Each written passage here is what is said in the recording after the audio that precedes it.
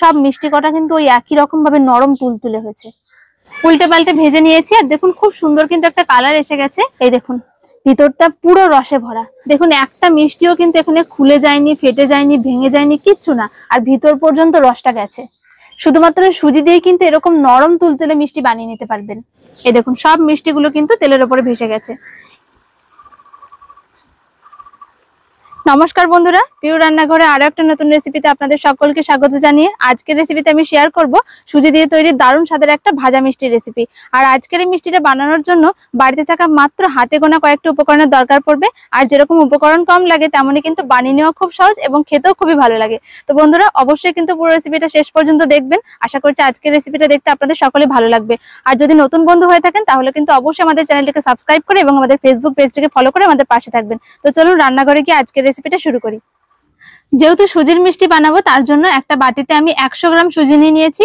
আর প্যাকেটে দেখবেন অনেক প্যাকেটে কিন্তু ছোট প্যাকেটে 100 গ্রাম সুজি লেখাই থাকে, তো মাপটা নিতেও কিন্তু কোনো সমস্যা হবে না। প্রথমে সুজিটাকে হালকা করে একটুখানি ভেজে নেব। সুজিটা ভেজে নেওয়ার জন্য প্রথমে কড়াইতে আমি 1 চামচ ঘি দিয়ে দিচ্ছি। ঘিটা দেওয়ার পরে আমি সুজিটা দিয়ে দিচ্ছি।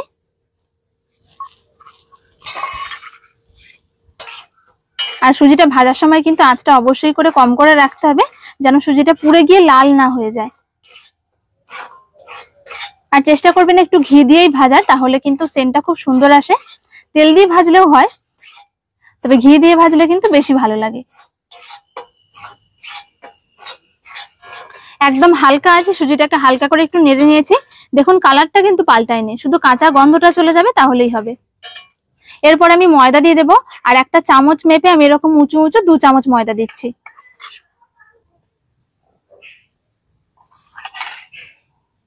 এবারে ময়দাটা দিয়েও 2-1 মিনিট মতন হালকা করে একটু সুজিটার সাথে নেড়ে নেব।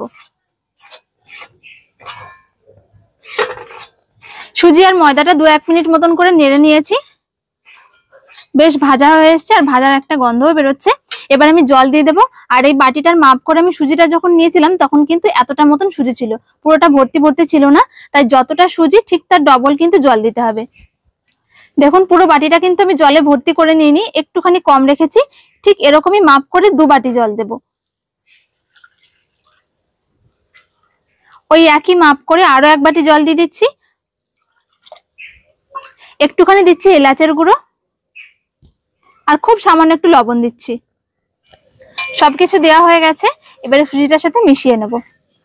আর একদম হালকা আঁচে সুজিটাকে খুব ভালো করে ফুটিয়ে নিতে হবে।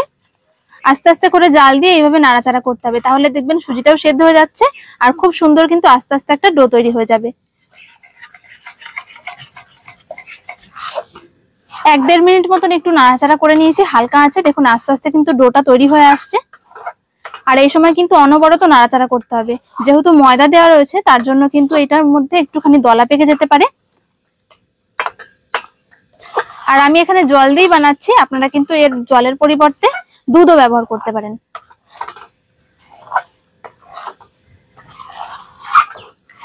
নাড়াচাড়া করতে করতে দেখুন ডোটা কিন্তু বেশ খানিকটা শুকনো হয়ে এসছে, মানে কড়াই থেকে যখন এরকম ছেড়ে বেরিয়ে আসবে তখনই বুঝতে হবে কিন্তু ডোটা একদম পুরোপুরি তৈরি হয়ে গেছে। সুজির ডোটা পুরোপুরি তৈরি হয়ে গেছে। এবার এই ডোটাকে আমি নামিয়ে ঢাকা দিয়ে রেখে দেবো। আর অবশ্যই করে কিন্তু ঢাকাটা দিয়ে রাখতে হবে, তা না হলে যদি বাতাস লাগে সুজির ওপর দিকটা কিন্তু শুকনো হয়ে যাবে, আর যখন আমরা শেপটা দেবো তখন কিন্তু ভালো হবে না। সুজির ডোটা একটা থালাতে নামিয়ে রাখছি। যতক্ষণে সুজির ডোটা একটু হালকা ঠান্ডা হচ্ছে তার মাঝখানে আমি চিনি শিরাটা বানিয়ে নেব। আর যে বাটি মেপে আমি সুজি নিয়েছিলাম ঠিক সেই মাপ করে কিন্তু আমি 1 বাটি চিনি নিয়েছি। চিনির সাথে 2-3টে এলাচ আমি ফাটিয়ে নিয়েছি। এবারে ওই একই মাপ করে আমি জল দিয়ে দেবো, মানে যতটা চিনি ঠিক ততটাই জল।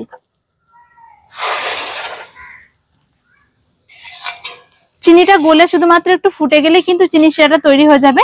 1 তার 2 তার কোনো কিছুই করার দরকার নেই। চিনিটা গলে গিয়ে শিরাটা ফুটে উঠেছে। এবারে শিরাটা নামিয়ে নেব।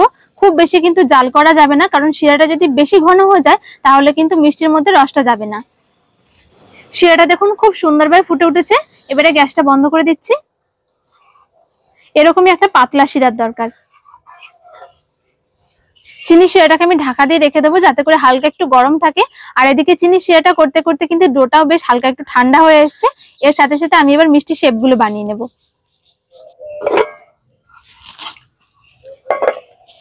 সুজির ডোটা দেখুন ঠিক এরকম হয়েছে, খুব বেশি নরম বা খুব বেশি শক্ত না। আমি হাতে একটুখানি ঘি লাগিয়ে নিয়েছি, তাহলে কিন্তু মাখতে সুবিধা হবে। একটুখানি মেখে নেব, তাহলে কিন্তু বেশ একটা মোলায়েম ভাব আসবে, আর শেপগুলো দিতে কিন্তু আর কোনো অসুবিধা হবে না।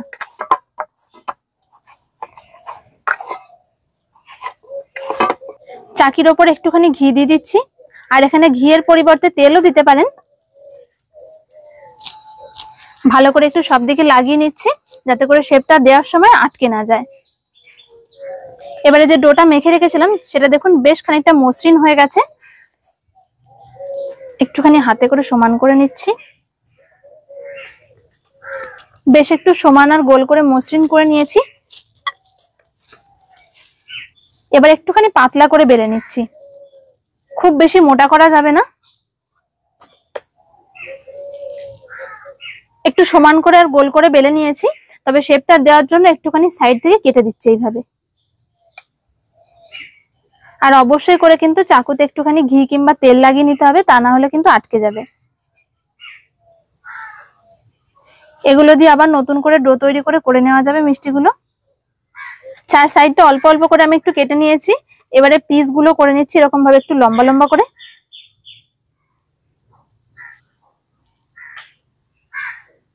লম্বা লম্বা করে পিস গুলো করে আমি একটু ছাড়িয়ে নিয়েছি।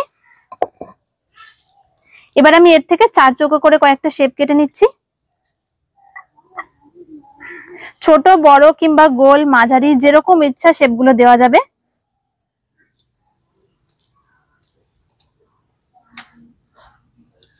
এই দেখুন আমি এরকম ভাবে একটু করে নিচ্ছি, আর সাইড গুলো এইভাবে হাতে করে একটুখানি সমান করে দিচ্ছি।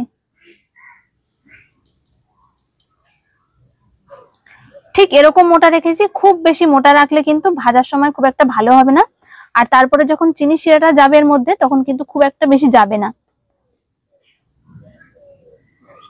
এক এক করে সব শেপগুলো এইভাবে তৈরি করে নিচ্ছি। সব মিষ্টিগুলোর আমি শেপ দিয়ে নিয়েছি দেখুন, আর কতগুলো মিষ্টি হয়েছে একসাথে। এবারে মিষ্টি শেপগুলোকে ভেজে নেব, আর ভাজার জন্য কড়াইয়ে তেলটা দিয়ে তেলটাকে ভালো করে গরম করে নিতে হবে।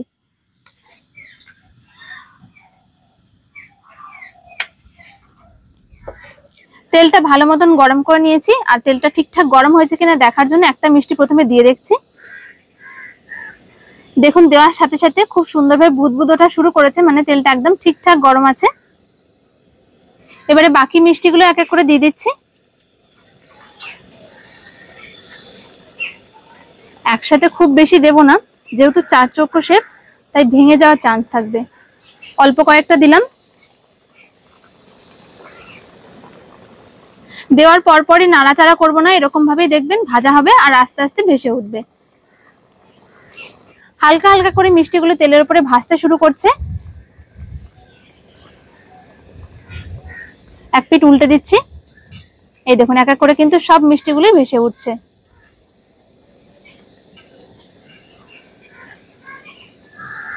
আর অবশ্যই করে কিন্তু তেলটা একটু বেশি দিয়েই ভাজতে হবে, তেল কম হয়ে গেলে ভাজাটা ঠিকঠাক হবে না। গ্যাসের আঁচটা একদম হাই ফ্লেমে রয়েছে, আর অবশ্যই করে কিন্তু উল্টে পাল্টে ভেজে নিতে হবে। দেখুন হালকা একটা কালার এসছে, তবে আমি আর একটুখানি লালচে করে নেব। উল্টে পাল্টে ভেজে নিয়েছি, আর দেখুন খুব সুন্দর কিন্তু একটা কালার এসে গেছে। আমি এর থেকে আর বেশি লালচে করছি না। এবারে মিষ্টিগুলো সরাসরি আমি চিনি শিরার মধ্যে দিয়ে দেবো। ভাজা মিষ্টিগুলো গরম আছে একদম, এই গরম অবস্থায় এই শিরার মধ্যে দিয়ে দিচ্ছি। আর যদি দেখেন যে চিনির শিরাটা একটুখানি ঠান্ডা হয়ে গেছে, তাহলে কিন্তু অবশ্যই করে একটুখানি গরম করে নিয়ে তারপরে দিতে হবে। এবারে ঢাকা দিয়ে দিচ্ছি। প্রথম ব্যাচের মিষ্টিগুলো ভাজার সময় যেহেতু তেলটা খুব বেশি গরম হয়ে গেছিল, তাই তেলটাকে আমি হালকা একটু ঠান্ডা করে নিয়েছি। এবারে বাকি মিষ্টিগুলো ভেজে নেব। এবারে বাকি মিষ্টিগুলো দিয়ে দিচ্ছি। সব মিষ্টিগুলো দিয়ে দিয়েছি। ওই একই রকম ভাবে কিন্তু নাড়াচাড়া করব না, আপনা হতেই তেলের উপরে ভাসবে আর খুব সুন্দরভাবে ভাজাটা হবে। মিষ্টিগুলো এক এক করে ভাজতে শুরু করেছে, দেখুন খুব সুন্দরভাবে কিন্তু তেলের উপরে আস্তে আস্তে নিজে থেকেই ভেসে উঠছে। কোনোভাবে কিন্তু নাড়াচাড়া করার কোনো দরকার নেই। এই দেখুন সব মিষ্টিগুলো কিন্তু তেলের উপরে ভেসে গেছে। এবারে আমি একদম হালকা হাতে মিষ্টিগুলোকে একটু উল্টে দিচ্ছি। আর অবশ্যই করে কিন্তু একটুখানি খেয়াল রাখতে হবে উল্টানোর সময় যেন শেপটা না নষ্ট হয়ে যায়, কেননা মিষ্টিগুলো যখন তেলের মধ্যে থাকে তখন কিন্তু বেশ খানিকটা নরম থাকে।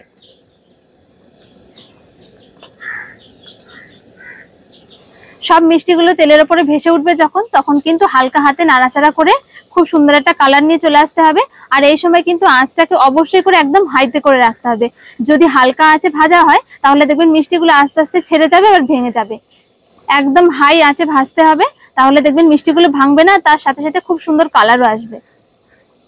গ্যাসের আঁচটা একদম হাই ফ্লেমে রয়েছে। দেখুন একটা মিষ্টিও কিন্তু এখানে খুলে যায়নি, ফেটে যায়নি, ভেঙে যায়নি, কিচ্ছু না। আর আমি দেখুন এইভাবে নাড়াচাড়া করছি, তাতেও কিন্তু কোনো সমস্যা নেই। এইভাবে নাড়াচাড়া করে একটা খুব সুন্দর রং নিয়ে চলে আসবো। মিষ্টির দোকানে দেখবেন কম বেশি কিন্তু অনেক ধরনের মিষ্টি পাওয়া যায়, আর আমরা সকলেই মিষ্টির দোকান থেকে মিষ্টি কিনে খাই। কিন্তু এত কম খরচে আর এত সহজ পদ্ধতিতে যদি বাড়িতে বানানো যায় তাহলে কিন্তু অবশ্যই করে একবার আপনারা বাড়িতে বানাবেন। খেতে অবশ্যই ভালো হয়, যাকে খাওয়াবেন সেই কিন্তু আপনার প্রশংসা করবে। আর বানানো দেখলেন তো খুবই সহজ, কোনো রকম কোনো ঝঞ্ঝাট নেই। সব মিষ্টিগুলো উল্টে পাল্টে খুব সুন্দর একটা কালার করে নিয়েছি। এবারে মিষ্টিগুলোকে আমি সরাসরি গরম অবস্থাতে শিরার মধ্যে দিয়ে দেবো। আর অবশ্যই করে কিন্তু গরম শিরার মধ্যে দেবেন। চিনি শিরাটা যদি ঠান্ডা হয়ে যায় তাহলে কিন্তু চিনি শিরাটা ঠিকঠাক ভাবে যাবে না মিষ্টিগুলোর মধ্যে। সব মিষ্টিগুলো ভাজা হয়ে গেছে।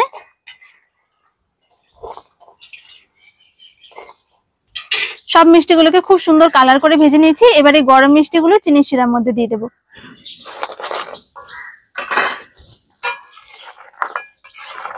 একটু উল্টে পাল্টে দিচ্ছি। এবারে এই মিষ্টিগুলো দিয়ে পুরোপুরি 30 মিনিটের জন্য আমি ঢাকা দিয়ে রেখে দেবো। এই 30 মিনিটের মধ্যে খুব সুন্দরভাবে চিনির রসটা ঢুকে যাবে।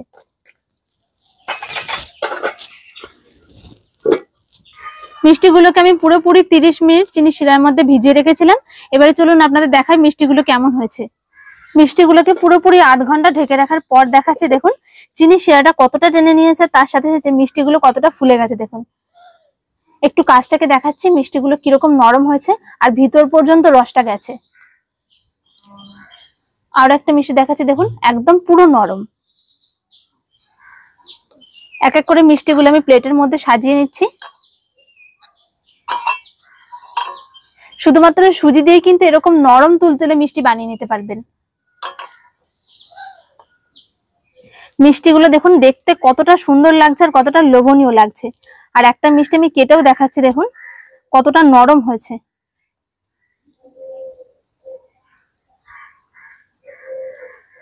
এই দেখুন ভিতরটা পুরো রসে ভরা আর একদম পুরো নরম। শুধুমাত্র সুজি দিয়ে যে এরকম একটা সুন্দর মিষ্টি তৈরি করা যায় আপনারা না বানালে ভাবতেই পারবেন না। কোনো জায়গায় দেখুন মিষ্টিটার মধ্যে একটু শক্ত ভাব নেই, সব মিষ্টি কটা কিন্তু ওই একই রকম ভাবে নরম তুলতুলে হয়েছে। সুজি দিয়ে বানানো আজকের এই সহজ মিষ্টি রেসিপিটা আপনাদের কেমন লাগলো অবশ্যই আমাকে কমেন্ট করে জানাবেন। কম সময়ে কম উপকরণে কম খরচে যদি এরকম একটা মিষ্টি আপনারা বাড়িতে বানান, খেয়ে কিন্তু দেখবেন খুবই ভালো লাগবে আর বানানোও কিন্তু খুবই সহজ। তো বন্ধুরা আশা করছি আজকের এই সহজ মিষ্টি রেসিপিটা আপনাদের সকলে ভালো লেগেছে।